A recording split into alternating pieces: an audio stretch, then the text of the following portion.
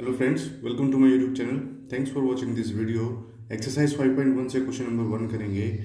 For which of these would you use a histogram to show the data? ये हमको कुछ situations दे रखी हैं और इनमें से हमसे ये पूछा जा रहा है कि कौन सी सिचुएशन में आप हिस्टोग्राम के थ्रू उस डेटा को दिखा सकते हो और कौन सी सिचुएशन में नहीं दिखा सकते. नंबर 1 है the number of letters for different areas in A postman bag. कोई पोस्टमैन है. पोस्टमैन वो होता है जो लेटर्स को अलग अलग एड्रेसेस पर पहुंचाता है. तो the number of letters for different areas in A postman bag. Postman के बैग के अंदर अलग अलग एरियाज के लेटर्स रखे हुए हैं. अब क्या आप इसको हिस्टोग्राम से दिखा सकते हो? इसको हम हिस्टोग्राम से नहीं दिखा सकते क्योंकि देखिए हिस्टोग्राम भी क्या होता है, एक तरह का बार ग्राफ ही होता है जिसके अंदर एक एक्स एक्सिस होती है, एक वाई एक्सिस होती है. ये एक्स एक्सिस है और ये वाई एक्सिस है. और बार ग्राफ के अंदर तो ये होता है कि ये जो जीरो पॉइंट है, जो ओरिजिन हम बोलते हैं जिसको, यहाँ से हम एक यूनिट छोड़ करके और एक बार के थ्रू हम डेटा को दिखा देते हैं.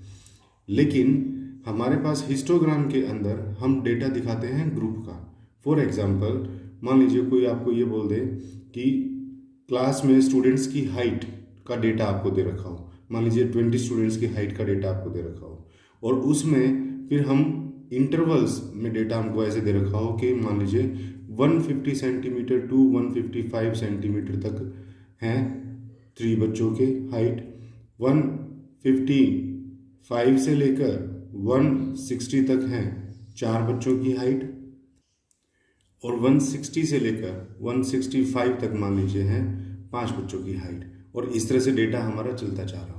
तो कहने का मतलब ये है, ये जो क्लास इंटरवल है, ये जो इंटरवल्स है, ये जो ग्रुप है, इस तरह का डेटा हम हिस्टोग्राम पर दिखाते हैं. अब यहाँ पोस्टमैन के बैग में तो लेटर्स होंगे और वो भी अलग अलग एरिया के होंगे. एक लेटर होगा एरिया ए का, एक बी का, एक सी का, एक डी का, अलग अलग एरियाज के होंगे. तो हम अलग अलग एरियाज यहाँ इस लाइन के ऊपर कितने दिखा पाएंगे. और दूसरा यहाँ पर जो ये नंबर ऑफ लेटर्स आएंगे वो भी हम अच्छे से नहीं दिखा पाएंगे. तो हिस्टोग्राम के थ्रू पोस्टमैन के बैग के अंदर जो लेटर्स हैं उनका डेटा दिखाना पॉसिबल नहीं है. तो हम यहाँ सीधा सीधा लिख देंगे नो. और आंसर आपको अगर लिखना है इसका कि क्यों नहीं, तो हम लिख देंगे सीधा histogram uses a group of data. Histogram जो है वो एक ग्रुप ऑफ डेटा का इस्तेमाल करता है. इसको बोलते हैं group of data. Group of data का इस्तेमाल करता है when the different areas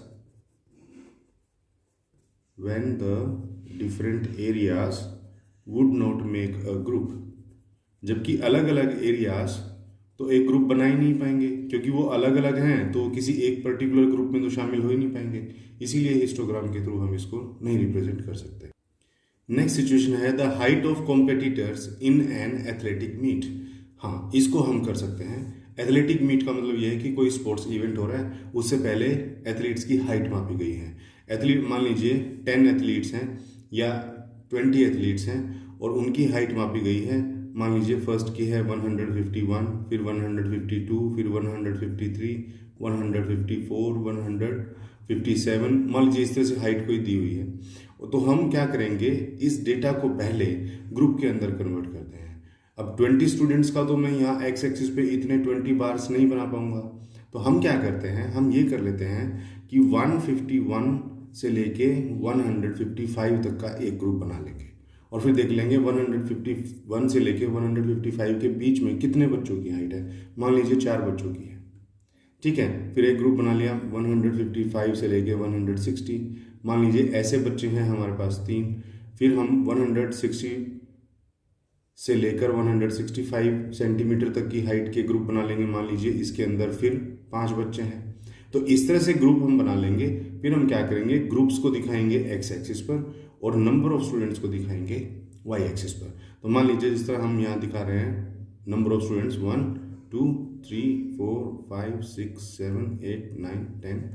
हम यहाँ मार्किंग लिख लेते हैं 1 2 3 4 5 6 7 8 और ग्रुप हम दिखा देंगे. ग्रुप दिखाने के लिए फ्रेंड हम क्या करते हैं, एक जो यूनिट होती है ग्राफ पेपर पर उसको खाली छोड़ते हैं और इस तरह से एक जेड की शेप हम यहाँ बनाते हैं। इसका मतलब ये होता है कि ये जो डेटा है ये शुरुआत से नहीं है, ये बीच में से कहीं लिया गया है, क्योंकि 151 से छोटे भी तो हो सकते हैं ना बच्चे, होंगे भी, लेकिन हमने 151 से शुरू किया है, तो ये कहीं बीच से शुरू किया है, तो एक यूनिट छोड़ के फिर अगली यूनिट में हम बार बनाएंगे 151 से लेके 155 तक का।